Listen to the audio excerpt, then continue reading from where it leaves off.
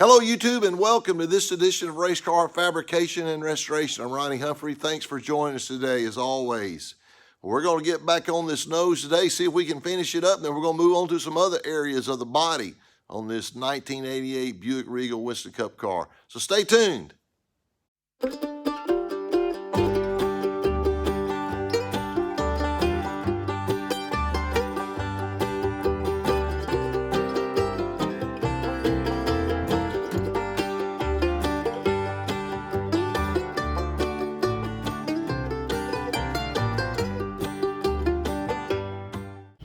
Buddy got to looking at this and we decided that the 1/8" rivets might try to pull back through this plastic nose. So he looked all over yesterday and found some 1/8" backup washers. So what we're doing, we're going through now, we're going to install some extra rivets in here in between these we've already got.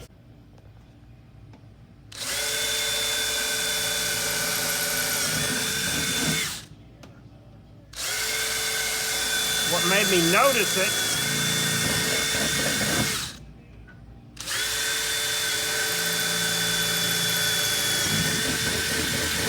is I was tapping with a hammer over there. Yeah. And I said no, and I tapped it and I watched them move. Yeah. That's when I stopped what I was doing and went and got the Backup rivets. Backup washers.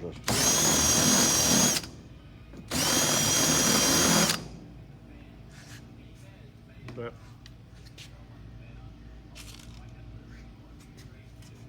and they were cheap. I mean, just finding them. All right, we got this left side done here, and I didn't bore you with all details of that. You go back and look, see how we did the right side, but it's the same process. We came back, we did replace 3 of these rivets here with backup washers. Everything else does have backup washers. On the side here where it's tied into the fender, metal, it's going to be fine.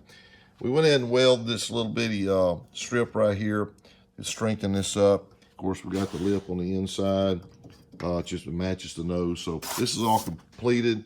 Now we're going to move up here and see if we get on these cowling covers, see if we can come up with a game plan there. These were permanently welded in originally, and Buddy's welded this tab in, and you see we'll be able to put a Zeus button in here, a Zeus fastener, and then we'll bolt it down to probably we may insert something inside this stud already sticking up, a little 1/4" nut welded in there or something, but anyway, and put a fastener in here. But anyway, we'll figure out how we're going to do that. These will be a lot easier to go ahead and remove them, so whenever we're installing the windshield in and out.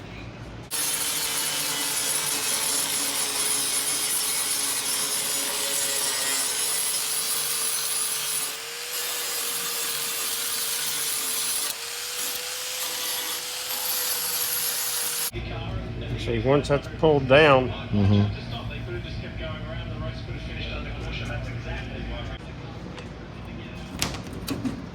yeah, I've got plenty of room. I got an inch from that line to here to put a nut zerk in it. Yeah. Buddy has got this piece here cut out, and I'm on outside doing wife duty right now, but he came over and got all this put. You talking about looking nice? It's all custom fit, and then we'll come in now. We'll start doing all the 8 posts and stuff. We got to do that back panel back there, and that'll look a whole lot better. Like he's showing all them holes it had in it. Yeah. That'll take care of all that now. He's able to get a couple of these out. We've got new inserts put in. I've got to grind this one out. Yeah. I'm going to try to make the pattern for this windshield today, but I gotta go see if I can find somebody that's got some poster paper. But anyway, I think there's enough poster paper there to do the windshield, maybe. Well, all right, yeah, we'll look and see. We'll try. It's gonna take both of us to set it out to see, but anyway, moving right along here. Okay, Buddy's making a pattern now for this top piece, and he's using cardboard. Can never go wrong with that. And that'll go all the way over to the cage. This piece goes in. There we go. Nice. And then this piece goes in. Looks a lot better than them holes, don't it? Yeah, and see, once the car is when I'm painting it, this edge will be taped off, so this red will match this silver line that's come out. Gotcha. And you can see he's got the piece dummied up here as well. And we'll go in there and we'll just pop rivet that with those little 1/8" rivets to the cage, and that'll fix that up. Okay, I wish I had gotten some before and after pictures of this, but our whole plan was to day one was to use the red aluminum because we didn't want to be able to weld to the frame or to the cage after it's been powder coated. Now this has still got plastic on it. How about them apples?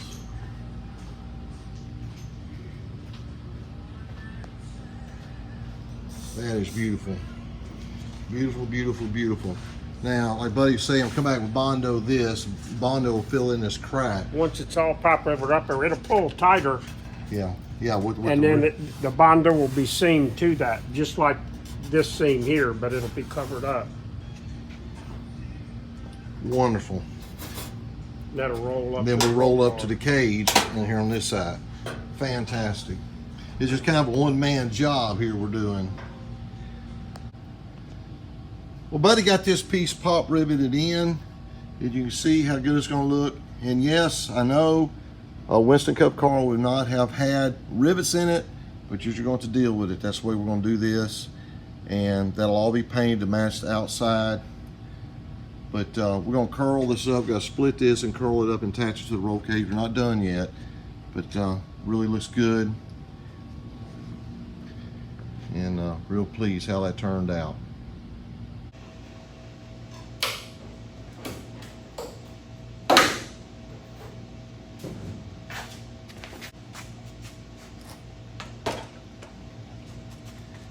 All right, gonna make a pattern for this, and we will take it up to the glass shop and see if they can get us a matching windshield that they can cut down.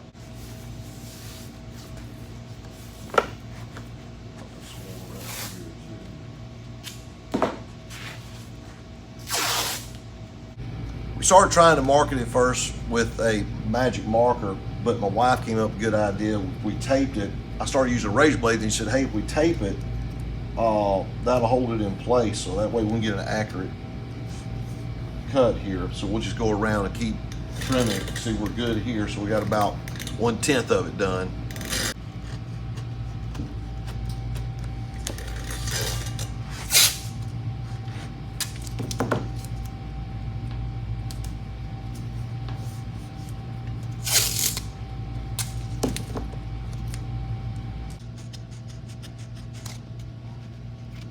Okay.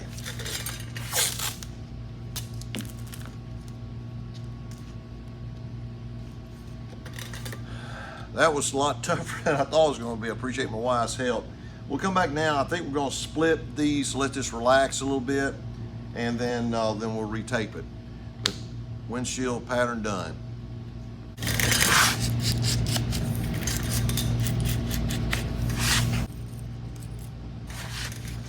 Okay, we'll flip it over now and tape the other side. And I'm actually going to give the glass company the windshield and the pattern, so they'll have both pieces to use. I'm going to take this about a 1/4 inch in. I'm going to have them cut this about a 1/4 inch shorter on each side. Back in the day, they didn't silicone them in because they would actually change, since these were OEM windshields, they would actually change the windshield out sometimes during pit stops. Unfortunately, I never had to do that during one of our stops, but you would always have a spare windshield in the pit area just in case one got broke. Then they started putting the Lexan behind the windshield, and then eventually it went to full Lexan 100%. But if you look real close, if I get my wife to zoom in here, you can see the bubbles here in this glass. That's how I know this one was cut down to begin with, because that's from the heat whenever they cut it. The bottom portion is stock, but all these air bubbles in here is where it got heated up and where it released the raws, and you can see where all them little little bubble looking things there. And it looks like they cut the top as well. You can see we got melted here as well. Anyway, that's it, and I appreciate my wife's help on this. Well, I appreciate you guys joining us today, and we got a lot done, still a lot more to do. Hope you guys have a fantastic rest of your day. We'll see you next time on Race Car Fabrication and Restoration. God bless you. You take care.